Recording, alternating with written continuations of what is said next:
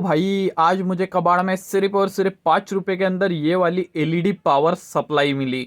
तो आप देख सकते हो कि ये किस टाइप की है और ये दिखने में मुझे थोड़ी बहुत नई लगी और उसके साथ साथ मुझे लगा कि ये जो है ठीक हो सकती है, इसलिए मैं इसको 5 रुपए के अंदर उठा के लेकर आ गया।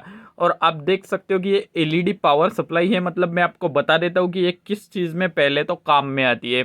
जो आपने देखा होगा कि छत में जो रूफ लैंप लगते हैं, जो छत में एलईडी लाइट लगते हैं पीओपी के अंदर, तो उन एलईडी लाइट को ड्राइव करने के काम में ये आता है।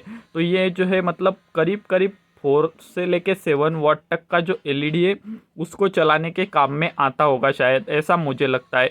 तो ये क्या है क्या नहीं हम सब कुछ देखेंगे, इसको टेस्ट करेंगे, इसलिए आप वीडियो के अंदर बने रहो। वीडियो काफ़ी मस्त होने वाली है और उसके साथ साथ आपको मैं काफ़ी ज़्यादा नॉलेज भी यहाँ पे देने वाला हूँ। तो ये देखो, ये है इसकी पहले तो इनपुट वाली वायर है जो कि यहाँ पे एन और यल लिख रखा है। इसका मतलब होता है न्यूट्रल और लाइन, और ये दोनों जो वायर है वो एसी इनपुट की है। तो यहाँ से हम 220 वोल्ट एसी इनपुट दे सकते हैं, लेकिन आप देख सकते हो कि इनमें की एक जो वायर है वो यहाँ पे डैमेज हो चुकी है। तो इसकी वजह से आगे सप्लाई ही नहीं जाएगी और ये चालू ही नहीं होगा।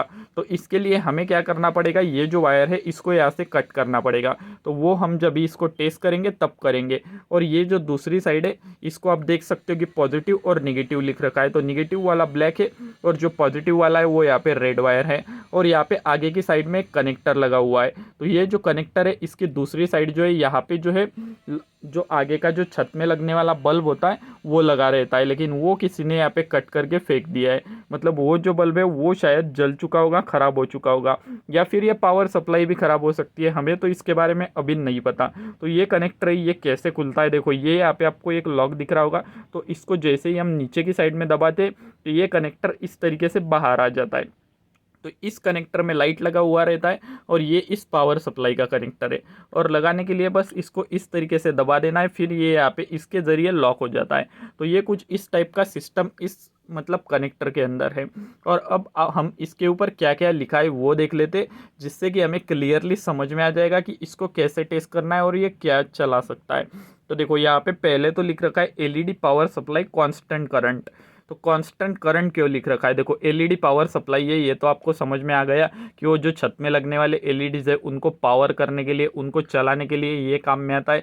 लेकिन यहाँ पे कांस्टेंट करंट क्यों लिख रखा है, देखो एलईडी के अंदर क्या दिक्कत आती है कि जो बड़े ज़्यादा पावर वाले एलईडी होते हैं जिनके अंदर हीट सिंक लगाने की जगह होती है, तो उनमें क्या होता है कि जैसे ही हम कोई पावर सप्लाई लगाते तो शुरुआत में तो काफ़ी कम करंट कंज्यूम करते, लेकिन जैसे जैसे वो हीट होते जाते हैं, गर्म होते जाते हैं, वैसे वैसे जो है पावर कंज्यूम करना बढ़ाते चलते। मतलब अगर पहले वो समझो 500 मिली एम्पियर ले रहे थे, तो जैसे हीट होते वैसे 600 700 800 1 एम्पियर ऐसे करंट को बढ़ाते चलते, जिसके कारण एक समय पे ऐसा होता है कि वो करंट भी ज़्यादा जाता है, जिसके कारण वो और ज़्यादा हीट होने लगते और हीट होके फ्यूज़ हो जाते। तो ऐसा ना हो इसलिए ये जो है कांस्टेंट करंट वाली पावर सप्लाई है। इसका मतलब ये जो है एलईडी को कांस्टेंट करंट देगी। अगर सपोज कीजिए 300 मिली एम्पियर हुए, अगर 300 मिली एम्पियर का एलईडी है तो ये 300 मिली एम्पियर के ऊपर जाने ही नहीं देगी। एलईडी हीट हो या फिर ज़्यादा करंट क्यों ना खींचे, लेकिन ये ऊपर जाने ही नहीं देगी, कांस्टेंट करंट को रखेगी, बढ़ाएगी नहीं। तो ऐसा इसका मतलब होता है। तो देखो ये इसका मॉडल नंबर भी आप देख सकते हो, पीसी एलईडी 4747 इंटू 1 वाट, मतलब शायद 1 वाट के एलईडी के लिए होगा, लेकिन ये 47 क्या है मेरे नहीं समझ में आ रहा। और ये इसका इनपुट है, इनपुट में लिख रखा है एसी 86 वोल्ट से लेके 265 वोल्ट 50 हर्ट्ज से 60 हर्ट्ज।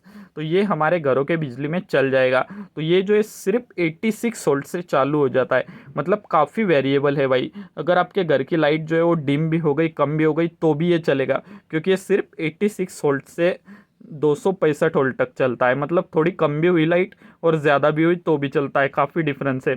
और आउटपुट अगर देखोगे तो यहाँ पे आउटपुट है 350 मिली एम्पियर। मतलब ये देखो कांस्टेंट करंट है तो ये 350 मिली एम्पियर का कांस्टेंट करंट प्रोवाइड करेगा।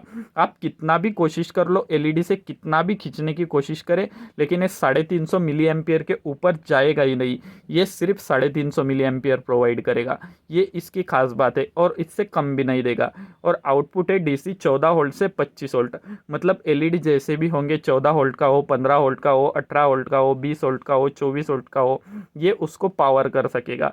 इस तरीके का ये जो एक पावर सप्लाई है, मतलब ये बेसिकली एक मोबाइल चार्जर का जैसा सिस्टम रहता है वैसा ही सिस्टम है, बस ये जो एक कांस्टेंट करंट है कि ये करंट को एक जैसा छोड़ेगा, बस यही इसके अंदर है लिखा हुआ। तो चलो, और ये सिंबल का मतलब ये है कि ये इंडोर यूज़ के लिए, मतलब इसको आपको घर के बाहर नहीं लगाना है, घर के अंदर ही यूज़ करना है। ऐसा क्यों? क्योंकि देखो यहाँ पे भी 2 छेद आपको दिख रहे होंगे, तो यहाँ से अगर हम इसको घर के बाहर लगाएंगे तो वैसे गर्मी से काफ़ी ज़्यादा हीट होगा तो इसके कंपोनेंट ख़राब होंगे, या फिर बारिश वगैरह आई तो इसके अंदर पानी जाएगा, और आपको तो पता ही है कि पानी की और बिजली की कितनी ज़्यादा दुश्मनी रहती है, ज़रा सा भी पानी इसके अंदर चला जाए तो धमाका होके ये ख़त्म हो जाएगा। इसलिए ये जो है इंडोर यूज़ के लिए है सिर्फ, और बाकी के सिंबल का मतलब तो वैसे मुझे भी नहीं पता, तो मैं आपको क्या समझाऊँ, चलो छोड़ो। तो ये देखो ये इस टाइप का है, तो हमें इनपुट आउटपुट तो पता चल गया क्योंकि इसी के ऊपर लिखा हुआ है, लेकिन यहाँ पे अभी भी एक बात क्लियर नहीं है कि इसके अंदर क्या हो चुका है, मतलब कहीं पे कोई धमाका हो चुका है, कोई फटाका हो चुका है, ये ठीक है ख़राब है, ये देखने के लिए हमें इसको ओपन करना पड़ेगा। तो इसको ओपन करना काफ़ी ज़्यादा सिंपल है क्योंकि इसमें कोई स्क्रू नहीं दिया गया, देखो कितने ज़ोर से खुला भाई। तो देखो ये इस तरीके का इसके अंदर सर्किट देखने को मिलता है, जैसे मोबाइल चार्जर का सर्किट होता है ना, वैसा ही कुछ कुछ सर्किट है। ये देखो ये ट्रांजिस्टर हो गया, ये यहाँ पे ट्रांसफार्मर हो गया, ये यहाँ पे बड़ा वाला एसी का कैपेसिटर हो गया, उसके बाद डायोड हो गया, ये एक छोटा ट्रांजिस्टर हो गया, इस टाइप के सर्किट है। और ये जो बड़ा ट्रांजिस्टर है ना, इसका नंबर शायद 13003 होगा। तो चलो देखने की कोशिश करते हैं। तो हाँ गाइज, इसका नंबर वही है, देखो 13003, क्योंकि ये जो ट्रांजिस्टर पावर सप्लाई में या फिर जो ट्यूबलाइट के चौक सर्किट है उन्हीं में यही यूज़ किया जाता है। तो ये 13003 है। तो ऊपर की साइड से अगर हम देखेंगे तो कुछ भी टूटा फूटा तो मुझे नज़र नहीं आ रहा है, बिल्कुल सही सलामत सर्किट जो है वो यहाँ पे दिखाई दे रहा है। तो चलो अब नीचे की साइड से देखते। तो देखो नीचे की साइड से भी मुझे कोई ज़्यादा बड़ी दिक्कत नहीं लग रही है, क्योंकि पीसीबी एकदम अच्छे से क्लीन है, कहीं पे भी कुछ काला नहीं पड़ा है। तो देखो, तो यहाँ पे मुझे थोड़ा सी दिक्कत ये जो है ना, यहाँ पे ट्रांजिस्टर के जो ये 3 टर्मिनल है इनमें लग रही है। तो देखो यहाँ पे, हाँ, तो ये देखो मैं जैसे ही ट्रांजिस्टर को हिला रहा हूँ तो आप देख सकते हो कि ये जो तीनों टर्मिनल है, ये जो तीनों सोल्डर है, ये यहाँ पे हिल रहे हैं। इसका मतलब ये जो है नीचे से ट्रैक के ऊपर से उखड़ चुके हैं, इनका जो यहाँ पे सोल्डर है वो ढीला पड़ चुका है, इसके कारण ये काम नहीं कर रहा होगा शायद, क्योंकि ट्रांजिस्टर इसका मेन कंपोनेंट है और वही अगर कॉन्टैक्ट नहीं कर पा रहा है तो फिर ये काम नहीं करेगा। देखो ये किस टाइप से हिल रहे हैं यहाँ पे ये तीनों टर्मिनल।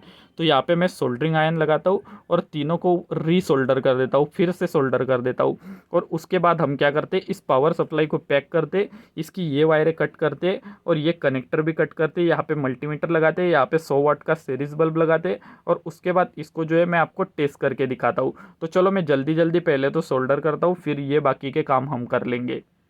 तो गाइस ये देख सकते हो आपकी ये जो तीनों पॉइंट है इनको यहाँ पे मैंने सोल्डर कर दिया है, और अब ये जो है बिल्कुल भी हिल नहीं रहे, एकदम पक्के यहाँ पे मजबूत हो चुके हैं। और उसके साथ साथ ये जो इसका मेन कैपेसिटर लगा हुआ था 400 वोल्ट का, इसको भी रीसोल्डर करना पड़ा, क्योंकि ये जो है ना ये भी हल्का हल्का सा हिल रहा था, मैंने हिला के देखा तो अब ये जो है पूरी तरीके से ओके हो चुका है।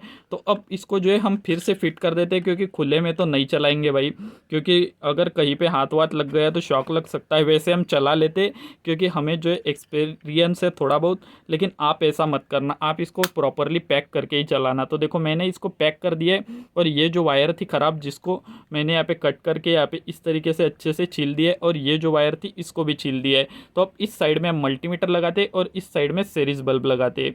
तो चलो जल्दी से मैं सीरीज बल्ब को लेकर आता हूँ। तो ये देखो गाइज मैं 100 वाट का सीरीज बल्ब लेके आ गया। तो इसकी जो वायर है इनके साथ हम इसको कनेक्ट कर देते एसी के वायरों को।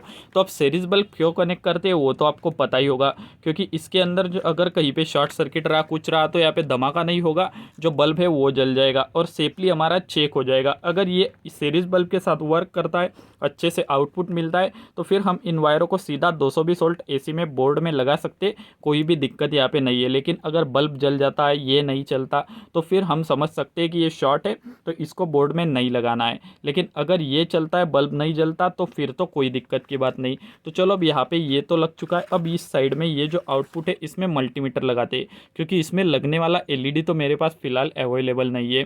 तो मैं मल्टीमीटर को यहाँ पे डीसी पे सेट करके वहाँ पे लगा देता हूँ। और गाइस जब तक यार मैं मल्टीमीटर को कनेक्ट कर रहा हूँ तब तक आप जो है चैनल को सब्सक्राइब करके नोटिफिकेशन बेल ऑल पे सेट कर दो, ताकि आपको इसी तरीके के वीडियो जो है हर सुबह 8 बजे मिल सके। क्योंकि मैं हर सुबह 8 बजे कबाड़ से कुछ ना कुछ लाता रहता हूँ और आपको उसके बारे में नॉलेज देता हूँ, आपको उसके बारे में दिखाते रहता हूँ। तो इसलिए चैनल को सब्सक्राइब करना ज़रूरी है, वरना आपको वीडियो मिलेगी कैसे। और हाँ, उसके साथ साथ आप जो है इस वीडियो को लाइक भी कर दीजिएगा, क्योंकि मैंने आपके लिए भाई इतनी ज़्यादा मेहनत कर रहा हूँ, कबाड़ में पैसा खर्च कर रहा हूँ, चीज़ें ला रहा हूँ, वो सिर्फ आपको दिखाने के लिए। तो बस आप यार इस तरीके से चैनल को सब्सक्राइब नहीं करते, सपोर्ट नहीं करते, तो काफ़ी बुरा लगता है। लेकिन चलो छोड़ो, आप अगर आपको कुछ अच्छा लगेगा तो आप ज़रूर से सपोर्ट करोगे। तो देखो यहाँ पे मैंने मल्टीमीटर को कनेक्ट कर दिया है, और अब ये जो पिन है इसको मैं 220 वोल्ट एसी में लगा देता हूँ, और फिर देखते हैं कि मल्टीमीटर में कुछ वोल्टेज आता है या नहीं यहाँ पे। तो गाइज यहाँ पे सब कुछ सही से कनेक्ट हो चुका है। अब मैं जो है बिजली का जो स्विच है उसको यहाँ पे ऑन कर देता हूँ। तो देखो मैंने जो पावर स्विच है उसको ऑन कर दिया है, और अब यहाँ पे आप देख सकते हो कि मल्टीमीटर के अंदर कुछ भी नहीं दिखा रहा है। ये जो है ना, ये हल्के हल्के बढ़ रहे हैं, देखो बस, इसके अलावा कुछ भी नहीं हो रहा। तो ये इस तरीके से स्लोली स्लोली बढ़ रहे हैं। इसका मतलब जो पावर सप्लाई है वो डेड है। लेकिन ये शॉर्ट नहीं है, क्योंकि ये जो बल्ब है ना ये जल जाना चाहिए था, लेकिन ये नहीं जल रहा है। तो यहाँ पे क्या हो रहा है देखो, मल्टीमीटर के अंदर आप देख सकते हो, तो इतना स्लोली तो ये वोल्टेज नहीं बढ़ना चाहिए था, इतना स्लोली बढ़ रहा है। इसका मतलब ये जो पावर सप्लाई है वो यहाँ पे पूरी तरीके से ख़राब है, डेड है। क्योंकि इसके अंदर जो है 14 से लेके 25 वोल्ट लिखा हुआ है, तो 14 वोल्ट या फिर 25 वोल्ट कुछ ना कुछ आना चाहिए था। लेकिन ये 0.020 मतलब सिर्फ 20 मिली वोल्ट आ रहा है, मतलब ये किसी भी काम का नहीं है। तो यहाँ पे भाई मेरा थोड़ा बहुत तो नुकसान हो ही चुका है, क्योंकि मैंने इसको जो है 5 रुपये के अंदर कबाड़ से लाया था और ये बिल्कुल भी वर्क नहीं किया। तो इसके अंदर की चीज़ें अगर कोई काम आई, कैपेसिटर, ट्रांसफार्मर वगैरह, तो ठीक है, वरना ये फेंकना ही पड़ेगा। तो गाइज़ इसी तरीके से यार कबाड़ में कभी फ़ायदा होता है, कभी नुकसान होता है, ये तो चलता ही रहता है। तो आपको इसकी चिंता नहीं करनी, आपको बस वीडियो को लाइक कर देना है, जिससे कि मुझे मोटिवेशन मिले और मैं नेक्स्ट वीडियो आपके लिए अच्छे से अच्छा बना सकूं। तो चलो बस आज के लिए इतना ही। मैं मिलता हूँ आपको कल सुबह 8 बजे, तब तक के लिए बाय बाय गाइज।